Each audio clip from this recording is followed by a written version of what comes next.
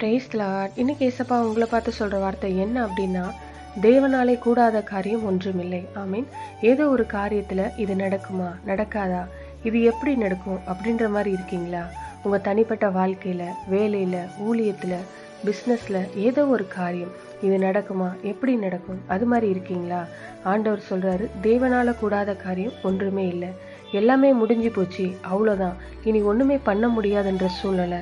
டாக்டர்லாம் கைவிட்டாங்க, நாங்கள் நம்பியிருந்தவங்களாம் எங்களை கைவிட்டாங்க, என்ன பண்ணுறதுனே தெரியலன்னு சொல்லி கலங்கி போய் நிற்கிறீங்களா? தேவனால கூடாத காரியம் ஒன்றுமே இல்லை. விசுவாசிங்க, முடியாதுன்ற காரியத்தை கர்த்தர் முடிய செய்வார்.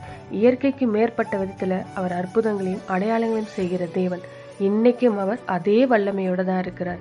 அதனால விசுவாசத்தோட ஆண்டவரிடத்துல சொல்லுங்க, அப்பா உங்களால கூடாத காரியம் ஒன்றுமே இல்லப்பா.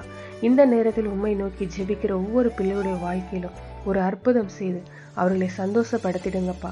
எதை முடியாது, அவ்வளோதான், முடிஞ்சு போச்சுன்னு நினைக்கிறாங்களோ அந்த காரியத்திலெல்லாம் தேவன் ஒரு அற்புதம் செய்து அவர்களை ஆசீர்வதித்து மகிழ பண்ணுங்க.